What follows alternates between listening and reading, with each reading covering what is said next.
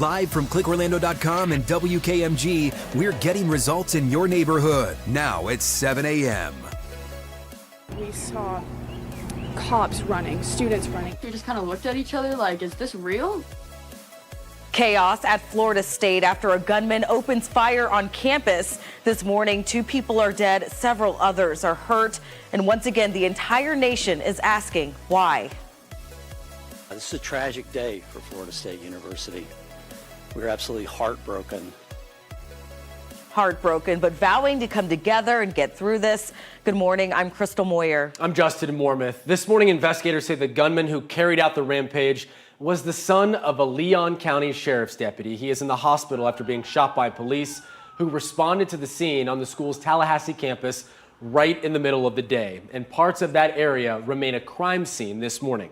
We have live team coverage for you, starting with News 6 anchor Matt Austin live at Florida State. Matt. Well, guys, I'm live outside of Oglesby Student Union here. It is a beautiful, relatively new building where students come to gather and congregate and eat good food. Well, yesterday, when the terror broke out and students started running from here, they came down these steps, some of them so quickly. A young woman here lost not 1, but 2 of her shoes as they were trying to escape the chaos there. Now, this morning, as the sun begins to come up, students and faculty here at Florida State are wondering one thing. Why? Why would something like this happen? And what was the motivation behind it? Reporter Jared Hill speaking with investigators who are looking into exactly that. Horror on the campus of Florida State University. Oh my gosh. Students scrambled for safety as a man opened fire Thursday. Holden Mendez says he ran once he saw the shooter. As soon as I thought I was in a somewhat safer position, i.e. out of the immediate sight of the gunman, I said, okay, need to start getting people to call 911. Officers swarmed the campus as some students hid in classrooms.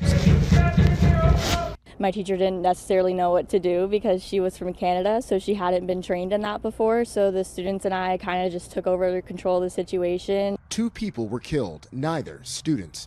6 others taken to the hospital, including the suspected gunman. Authorities identified him as 20-year-old Phoenix Eichner, an FSU student and the stepson of a Leon County Sheriff's deputy. Unfortunately, her son had access to one of her weapons, and that was one of the weapons that was found at the scene. At FSU, the campus is turning to healing, a free meal, and a growing memorial. It's little things like this that, kind of help distract us a little bit. Marking a day many will never forget. Jared Hill, CBS News. As you can imagine, support is coming in from all over the country. President Trump letting some condolences out yesterday. And Governor Ron DeSantis actually put out a video on social media vowing to get justice brought on this shooter. We're mourning the 2 individuals who lost their lives in this tragic attack, and we wish well those who are currently recovering in the hospital. This killer must and will be brought to justice to the fullest extent of the law. So all classes are canceled here on Florida State's campus today, but there are counseling services available for students here from 8 to 5, and there will be a vigil on Langford Green at 5 p.m. this evening. Guys, back to you. Matt Austin reporting live at Florida State this morning. Thank you for that, Matt. And as for the suspect, Phoenix Eichner, we know his mother is a Leon County deputy, but we also know he has ties to the law enforcement community as well. At that press conference yesterday, it was announced the 20-year-old was a long-standing member of the Sheriff's Office Youth Advisory Council. The sheriff also said he had been involved in a number of other training programs. We know Eichner transferred to Florida State after studying politics at Tallahassee Community College. Some who know him talked to reporters yesterday. He had been to our apartment, and so it was just shocking to hear the name, and for it felt so personal. For the most part, he seemed pretty normal. That's kind of why when we heard the name, I was shocked. While there were initial reports of possible multiple gunmen on campus, investigators now say Eichner acted alone. And the violence on FSU's campus is impacting other universities in the state as well, and that includes UCF. University leadership saying it will be stepping up security. News 6's Mark Lehman continues our live team coverage. And Mark, what can you tell us? Well, UCF says their police department is actively patrolling the campus today, and with that, students may notice an increased presence of police officers. Meanwhile, resources are being made available for anyone who needs help with mental health support. In the wake of the FSU shooting, UCF sent out a message to students, faculty, and staff saying, "We stand in solidarity with the FSU community during this impossibly difficult time, sending our strength and support as they navigate the aftermath of this tragedy. We know that this news may feel especially personal for many in our community. Please know that you are not alone. We are here to listen and to help you feel safe, cared for, and supported." The university also says a space for reflection and support will be open to all members of the UCF community from 10 this morning until 3 this afternoon. That's in the Magnolia Room of the Live Oak Event Center, which is near Farrell Commons. And as we're now a few hours from that opening here, UCF is also urging everyone to be vigilant. They say if you notice anything suspicious on campus to call 911 so police can respond. For now, reporting live at UCF, Mark Lehman, News 6. Mark, thanks. And the shooting once again has some calling for changes to the nation's gun laws. President Trump, though, said yesterday that's not likely going to happen. I'm a big advocate of the Second Amendment. I have been from the beginning. I protected it. And these things are terrible. But the gun doesn't do the shooting. The people do. Right now, the Florida legislature is considering a bill to roll back some gun restrictions put in place after the deadly school shooting in Parkland. It will lower the age to buy some weapons from 21 to 18, but at this point, it's not known if it will end up passing. Our coverage of this big story, of course, continues live right now online. We've got a breakdown of just how the tragic events unfolded and how federal and state leaders are responding. Just look right on the homepage.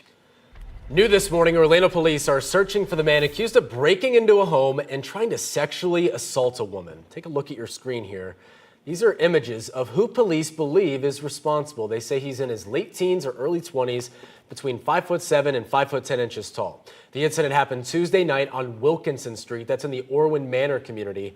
Anyone with information is urged to call Orlando police. New in Osceola County, a school bus attendant is facing charges accused of inappropriately touching a student. The sheriff's office says Brian Lewis has been under investigation for weeks now. They say 2 separate surveillance videos from a school bus show Lewis touching a 5-year-old girl's cheeks, hugging her, even appearing to kiss her. He is now facing a battery charge and has been booked into the Osceola County Jail with no bond. The district says Lewis was reassigned when the allegation was made and is no longer with the district. As the fire threats remain high, one family in Melbourne says they're thankful firefighters stopped a 30-acre brush fire that came within feet of their home. News 6's James Barbero was on the scene Wednesday by John Rhodes Boulevard as it took crews from multiple fire departments about 6 hours to contain that fire. James went back to the neighborhood yesterday to meet a woman who helped evacuate her mom. And so I look out the door and I see right over there, I see fire. And so I immediately turned back to my mom and I said, I need you to stay calm. I need you to grab your cats and I need you to get in the car and go. And so I came out here, I grabbed the hose and I started watering it down. Firefighters are sharing a reminder to always call 911 when facing a brush fire. Meantime, with the weather staying dry, Seminole County has become the latest to put a burn ban in place. It means no campfires or burning of any yard debris. Violators, by the way, face up to a $500 fine and even the possibility of jail time.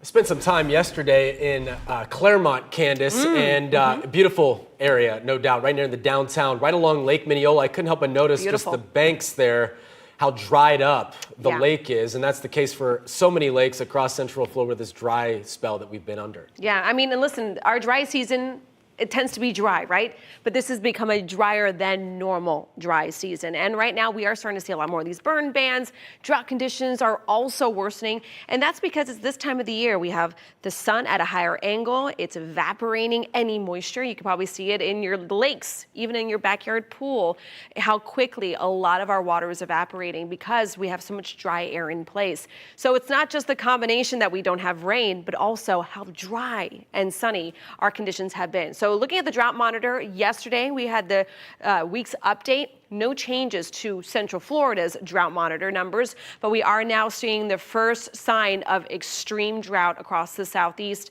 across South Florida at this point in time. Unfortunately, the precipitation outlook still looks just doesn't look good. We're looking still at the potential for less than average rainfall across the entire state. So it's not a good sign, especially when we still are talking about those fires that continue to pop up almost on a daily basis. Fire danger is still on the high side across the majority of Central Florida.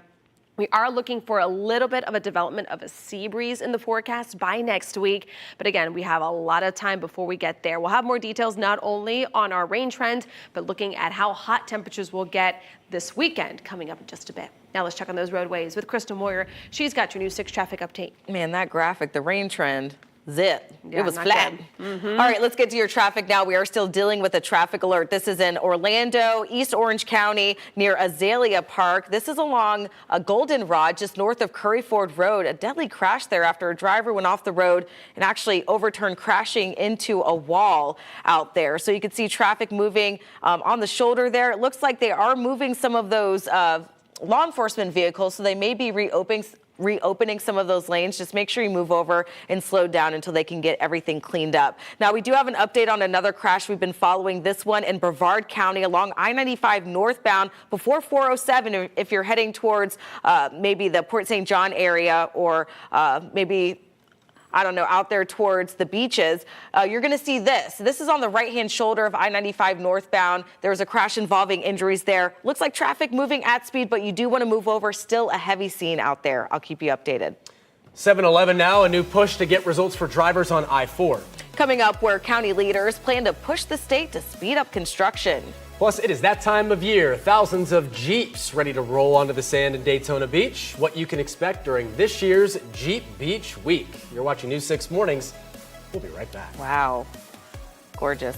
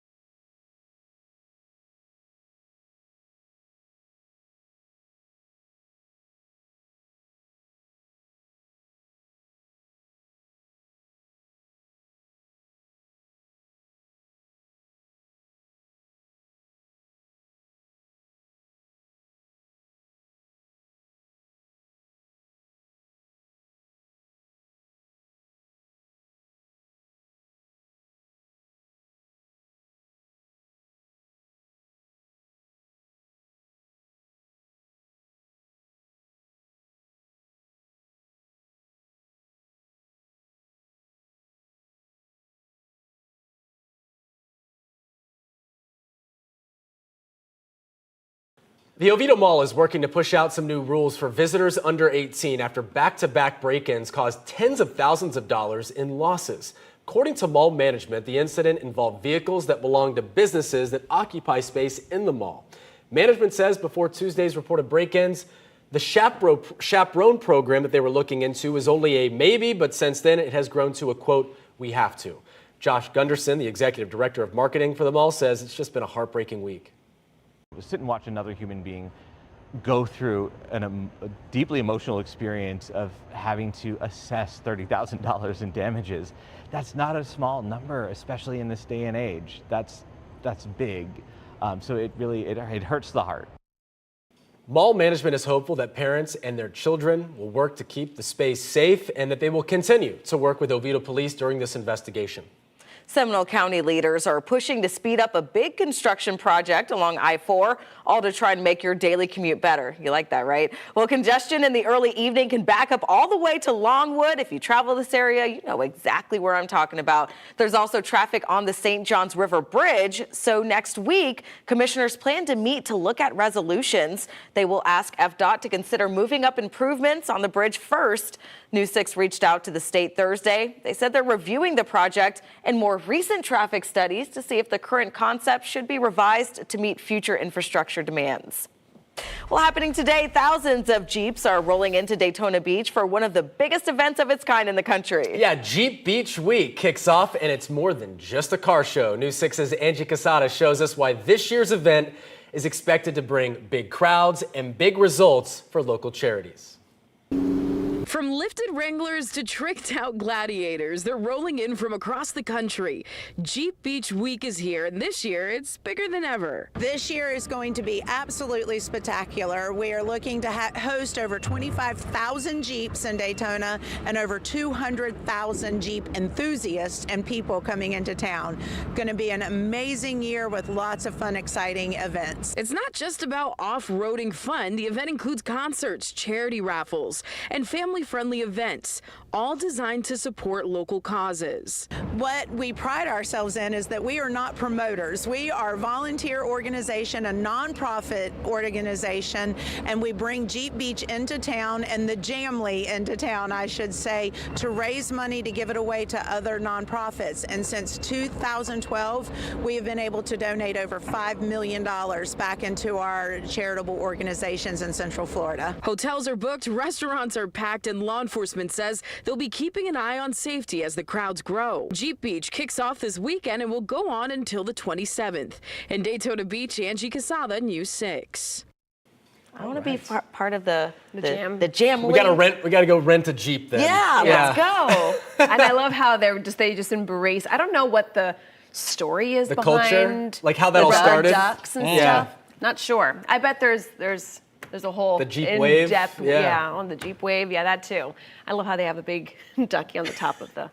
Got to go big for Jeep weekend, Jeep Beach, Jeep weekend. Say that Jeep 10 Beach times. weekend. Believe Careful, me. I don't want to say that.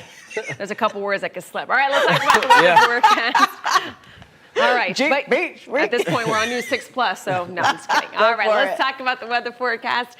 Listen, if you are planning on heading out to the beaches, whether it is with a Jeep or not, it's going to be just a nice setup. Temperatures Saturday and Sunday will be in those upper 70s, low 80s on Monday. Now, this is going to be a completely different story the further inland you go. We have just enough of a breeze in place. You can see staying breezy both Saturday and Sunday. That will be keeping temperatures in the 70s. Rest of Central Florida, we're all going to be in the 80s, upper 80s almost, come Saturday and Sunday. So looking here at the beach outlook, if you want to head out there, enjoy the sun and sand, surf, it's not too bad either. 1 to 2 feet. The rip current risk, though, still in that moderate range. So let's talk about what we are tracking over the next couple of days. More heat, more warmth, more dry air in place with that breeze. So again, that fire threat, something that we've been talking about all week long, will continue into that weekend and until further notice, because as of right now, limited rain is in the forecast throughout the majority of the week. Our best shot of rain sits at only 20%. Now, the good news is for everybody who has plans, maybe for Easter Sunday, those outdoor plans, we should be good to go. It is just going to be a little warmer than it has been for the past few days. Now, temperatures out the door, it's a mild start to your Friday. We're in the 50s and 60s.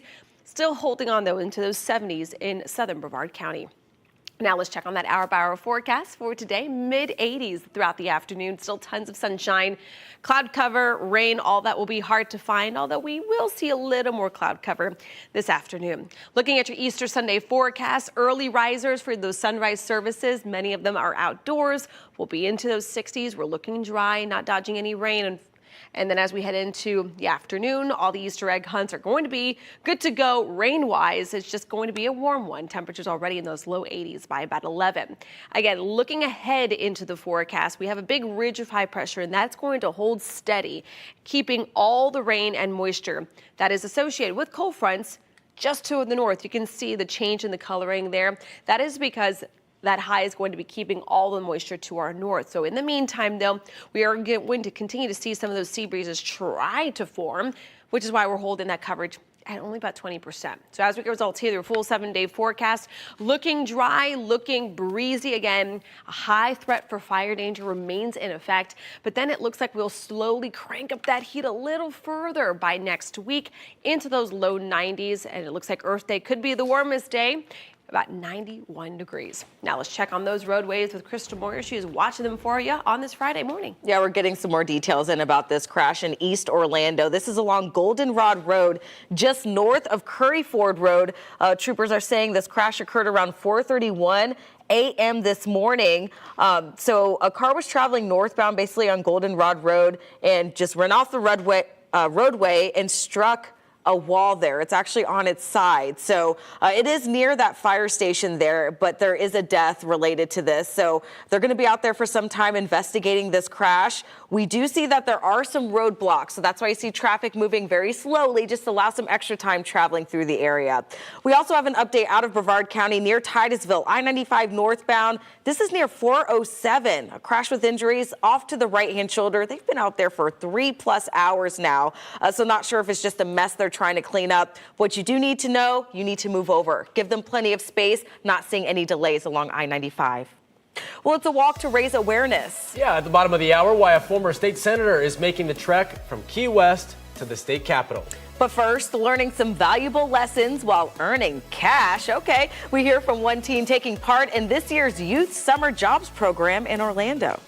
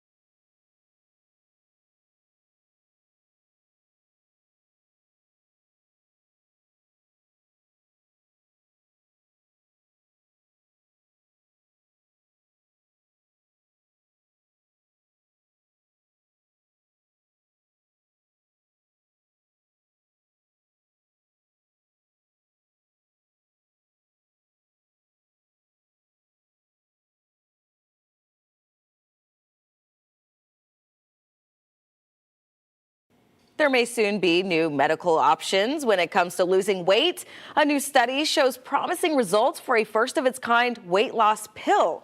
The study looked at a pill called orforglipron.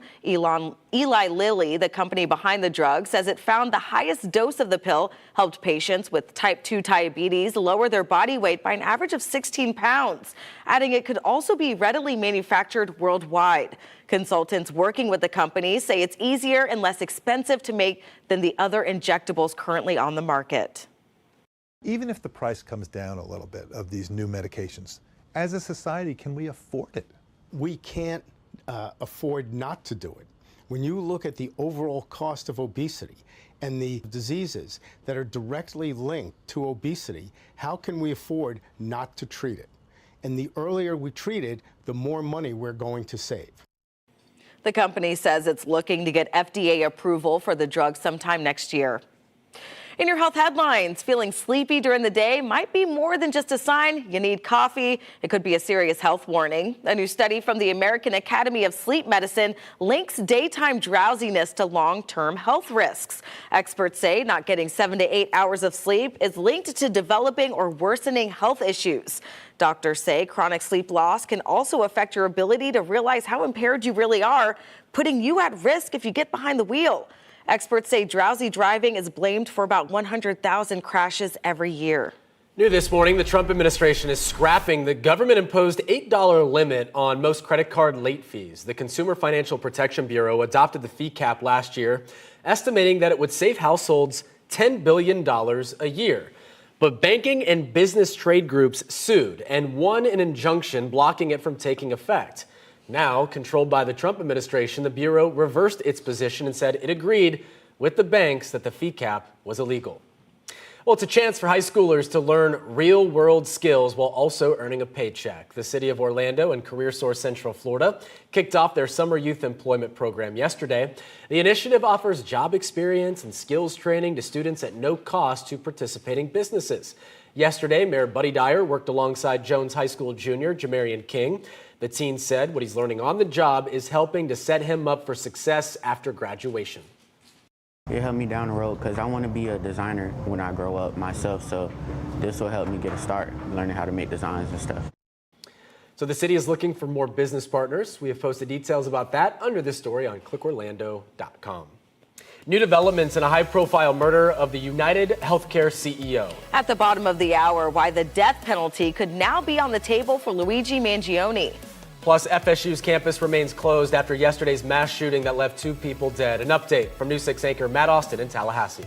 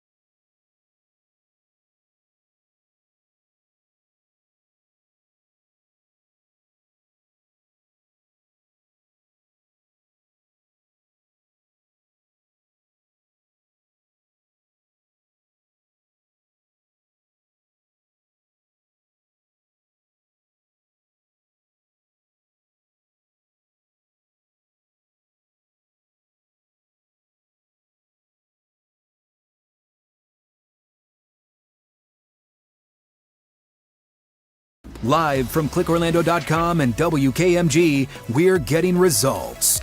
Good Friday morning. I'm Chief Meteorologist Candace Campos. Right now, it's a mild start across Central Florida, mostly clear skies, 50s and 60s. Now, as we head into the afternoon, back into those mid-80s, which is where we should be, almost a carbon copy of what we dealt with yesterday under mostly sunny skies. We do have that east-northeast breeze that will keep temperatures for you guys along the coastline into the upper 70s. But as we take you throughout the next couple of days, Easter weekend looks to be hot, getting even hotter next week. Now, let's check on those roadways with Krista Moyer. She's got your News 6 traffic update. We do have an update on a deadly crash out of East Orlando. It caused a death here along Goldenrod Road, just north of Curry Ford Road. Now, we're told that a car went off the road, hit a wall, overturned there. The passenger of that SUV unfortunately passed away at the hospital. You can see it's still on the scene, overturned. It's really close to a fire station there. So just make sure you take some extra time in that area, slow it down. The news continues next. Remember, you can get updates on our big stories anytime on clickorlando.com. This portion of the news is sponsored by AK Certified Roofing. Live from clickorlando.com and WKMG, we're getting results. 7:30 now. Let's get a check of our top stories. The Florida State University community grieving after a deadly shooting on campus in Tallahassee yesterday. 2 people were killed, several others injured before law enforcement shot and wounded the suspect. News 6 anchor Matt Austin will have another live update from campus in moments.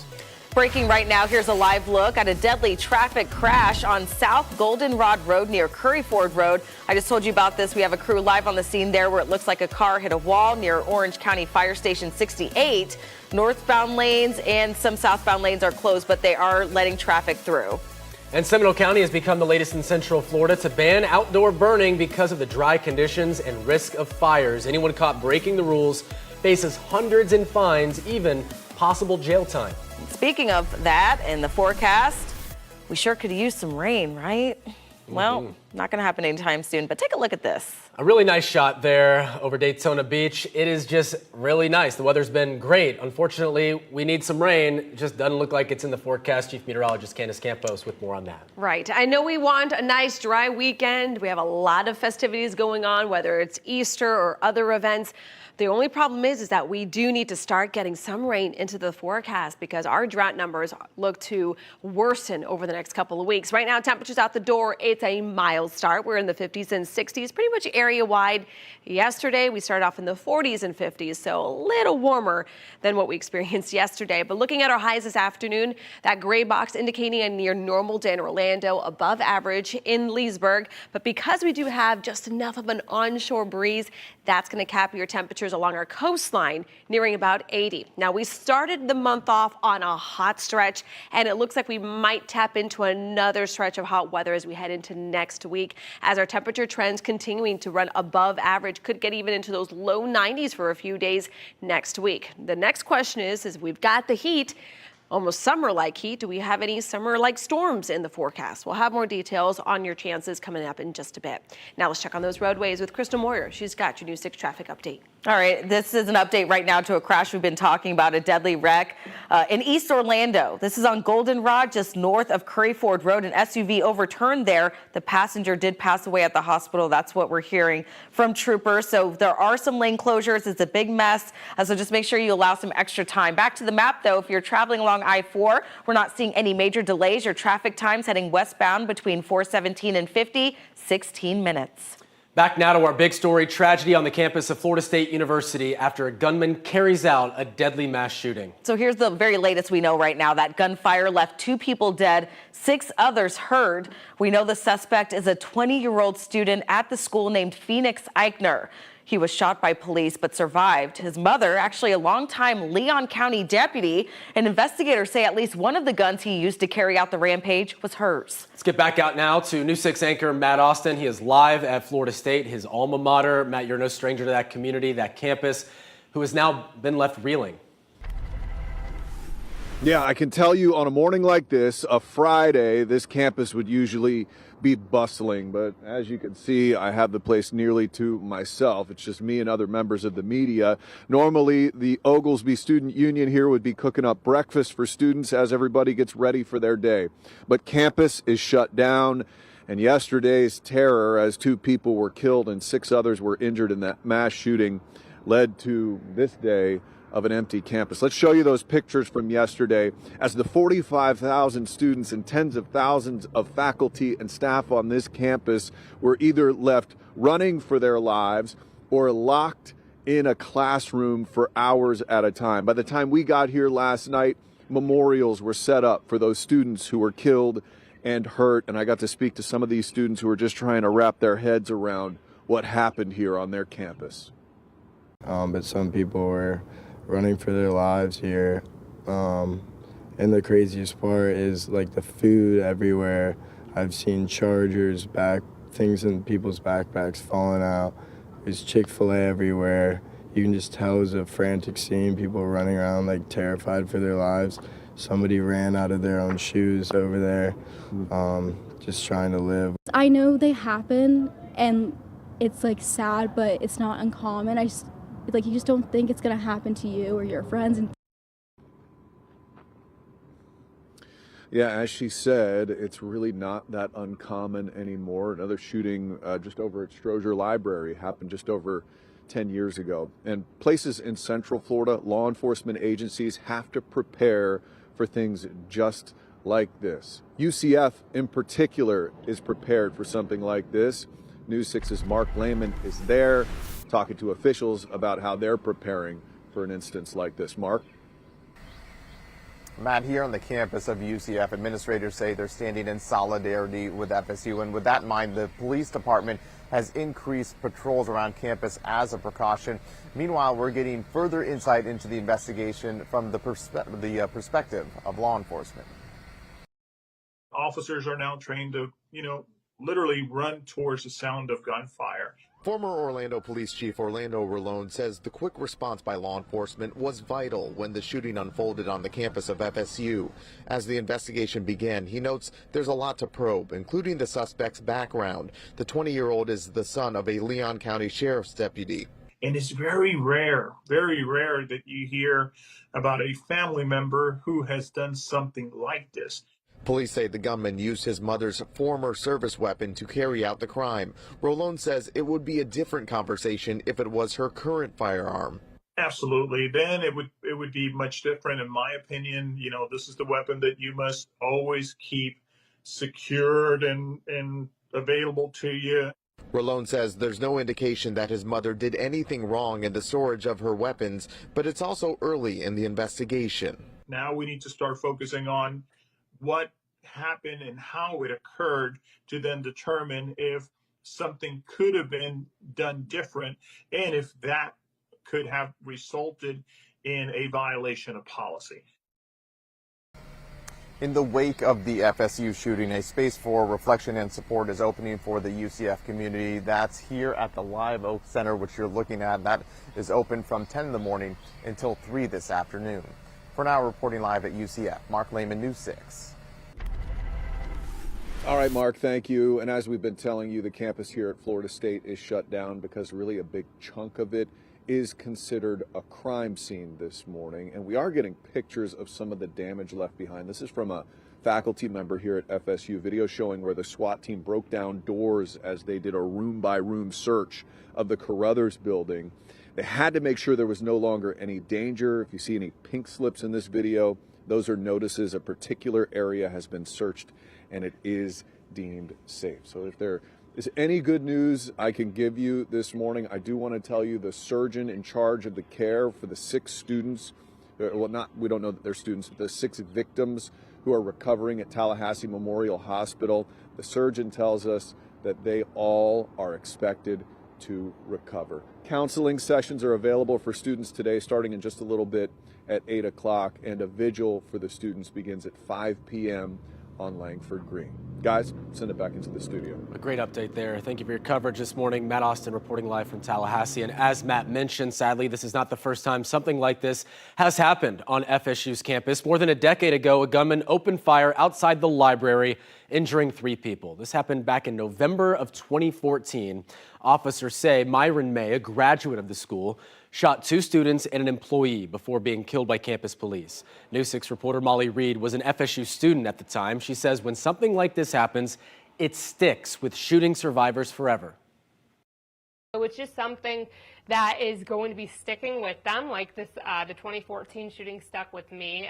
Right now, they're probably in a lot of shock because they canceled classes. A lot of kids are probably packing their bags and maybe heading home, which is what exactly we did back then 11 years ago. Because I just want to hug loved ones. 11 years later, new memorials, unfortunately, now seen near the Student Union where that gunfire rang out. A reminder that this incident will no doubt stick with students for days, perhaps years to come. And we are continuing to follow the latest updates on the aftermath of the shooting. Just head to the homepage of clickorlando.com. It's just difficult to hear you say a new memorial, Justin. The state fire marshal is investigating what caused this fire to break out at a CVS store in Kissimmee. You can see thick black smoke pouring out of the pharmacy in the area of Pleasant Hill Road and John Young Parkway. Fire crews say 3 people were hurt, with 1 person taken to the hospital. Firefighters were on scene for hours, and so far, no word yet on what may have sparked those flames. New this morning, a Brevard County man is one step closer to freedom after spending 23 years behind bars, thanks to new DNA evidence that investigators say changes everything.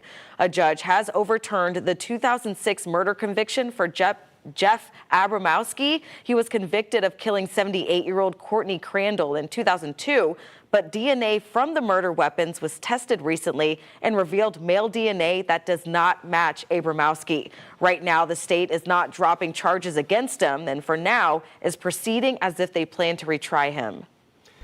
All right, 7:40 now. Let's get you back to Chief Meteorologist Candace Campos taking a live look over downtown Orlando. A nice, comfortable morning out there, Candace. I think we're getting a little spoiled. We are. When it comes to like these mornings, it's just nice. It's beautiful. Yeah, really comfortable. Tons of sunshine, and that's really going to be the story as we head into the rest of the weekend. So I would say today and tomorrow, we're going to continue to keep that comfortably warm designation on it, because at the end of the day, this is the weather we should be dealing with this time of the year.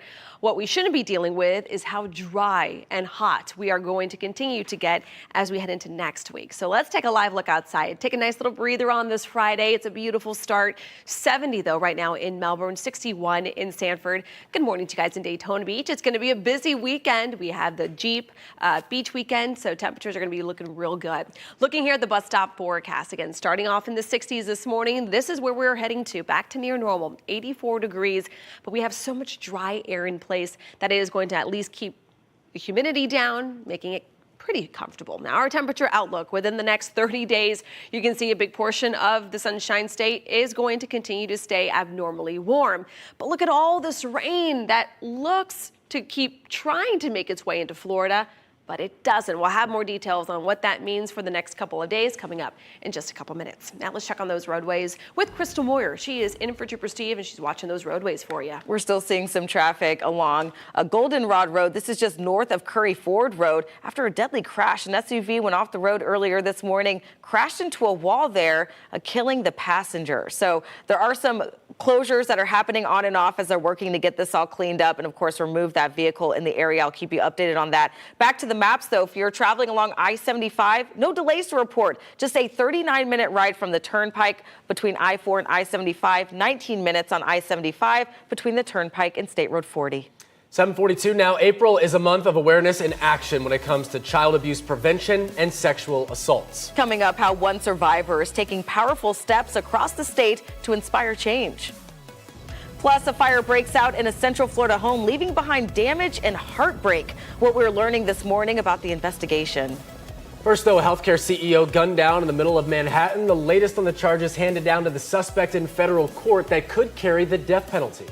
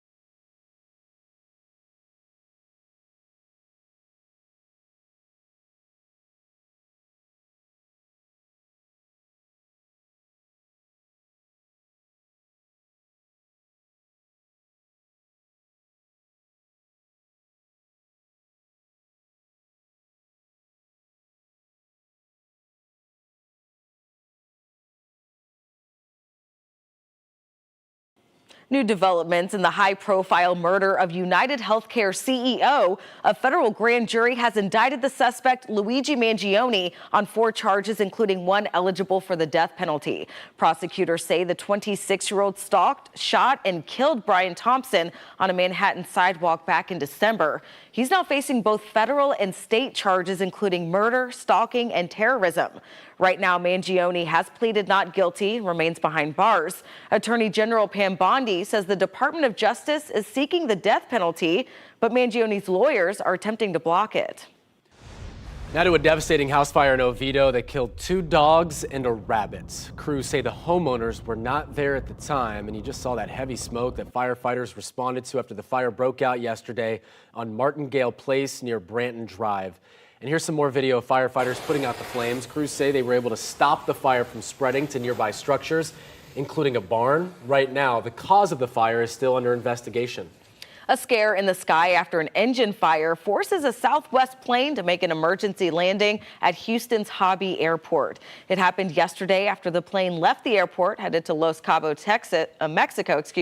The pilot says he had to turn back after the engine caught fire. Thankfully, the Boeing 737 landed safely. All 134 passengers were evacuated using those emergency slides. Right now, the FAA is investigating, but say no one was injured. New this morning, April is National Child Abuse Prevention Month and National Sexual Assault Awareness Month. And sadly, statistics show that someone in the United States is sexually assaulted every 68 seconds. Now, 1 survivor is working to get results. News 6's Stephanie Rodriguez live in Orlando for us this morning. And Stephanie, this woman is walking the entire state of Florida to advocate for victims. Justin, she is from Key West to Tallahassee. Walk in my shoes is an over 1,000-mile journey that this woman is doing to advocate for people like her. She is one of the 42 million survivors living in the U.S. of child sexual abuse. I caught up with her while she passed through Daytona Beach. Every mile brings a message of hope, healing, recovery, and it's a special time. Lauren Book is celebrating a decade of Walk in My Shoes. We're at the 10-year mark. How does that feel for you? It feels crazy. I didn't think that I would be able to do some of the miles that we've put in thus far, but we keep on keeping on. The former state senator is a survivor of child abuse and started the nonprofit Lauren's Kids to educate adults and children about sexual abuse prevention. And this 1,500-mile journey across Florida is all about that. She stops by communities along the way, from Key West to Tallahassee, partnering with local groups to highlight the services available. These are difficult things to talk about. Not a lot of people are comfortable talking about them, but it has to be talked about if we want to end, sexual violence and child sexual abuse. So if you're a victim of sexual assault or child sexual abuse, and you don't want to go near law enforcement, I get it, but you can turn to these folks and they'll get you everything you need. Book says learning the signs to look for and how to intervene is crucial in saving children. It's important to know that 1 in 3 girls and 1 in 5 boys may become the victim of child sexual abuse before their 18th birthday. However, 95% of abuse is preventable with education and awareness. Yeah, 95% of abuse preventable with awareness and education, so that is what they're pushing for. She is in St. Augustine today. They'll be here in Orlando tomorrow, right here at the Victim Service Center as well. They'll be meeting to start the next leg of their journey once they're here in Orlando. They'll be here at 7:30 if you want to join them. We have all the information right here on Click Orlando. Reporting in Orlando, Stephanie Rodriguez, News 6. Stephanie, thanks.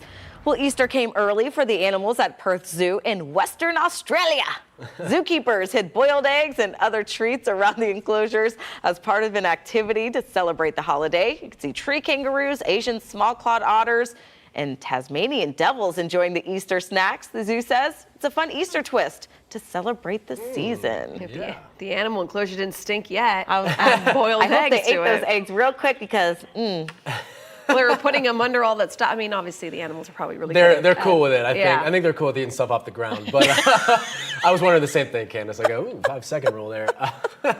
But yeah, Under the mulch, yeah. I love seeing those. You mentioned it before, where you get to see these animals eat foods unfamiliar to what they're used to. Obviously, it's still okay for them to do it, but I always love seeing like rhinos and stuff eating like big cantaloupe or something like that. That's really Something cool. fun, Yeah, something fun like that. There you go. I don't know. Well, as you dye your eggs and hunt for the plastic ones, hopefully not not the hard-boiled ones, because that might stink.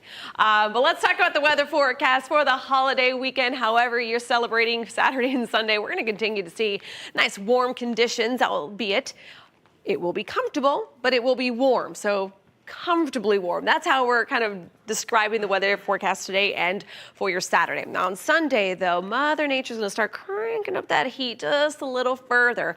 We'll be into the upper 80s on Sunday. So prepare yourself. If you have any outdoor plans, maybe you're doing Easter brunch or you have those Easter egg hunts or whatnot, just do be aware that it is going to start really ramping up those temperatures on Sunday.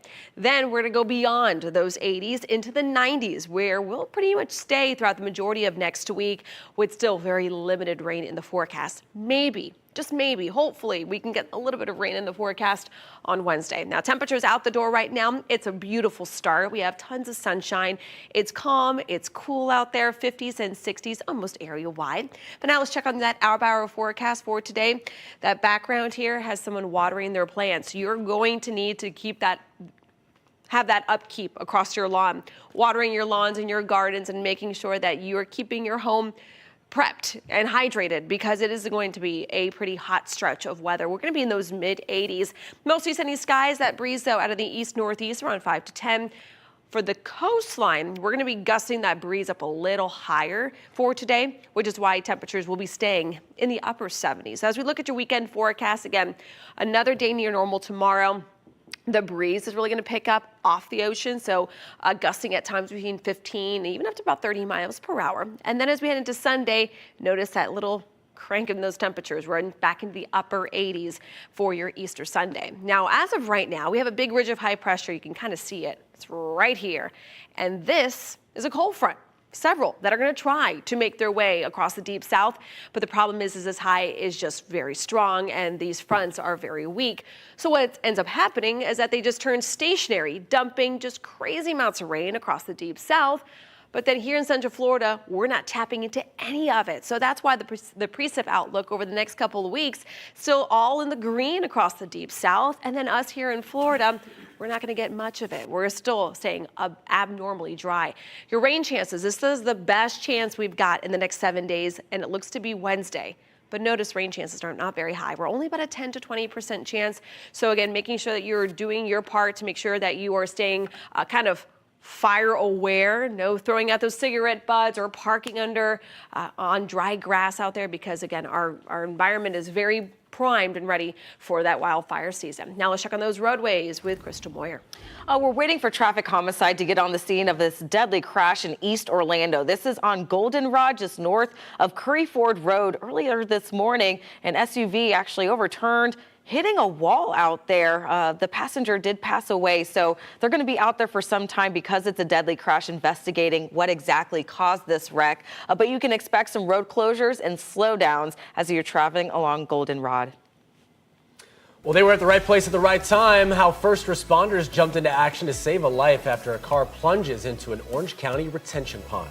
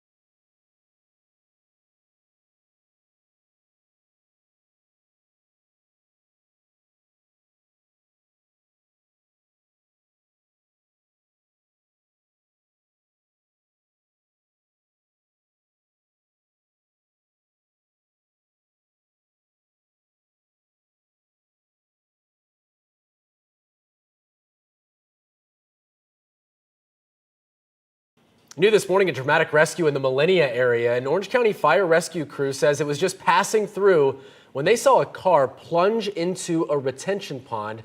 Without hesitation, firefighters dove in, swimming nearly 80 feet to reach the sinking vehicle. First responders pulled the driver to safety just moments before it went under.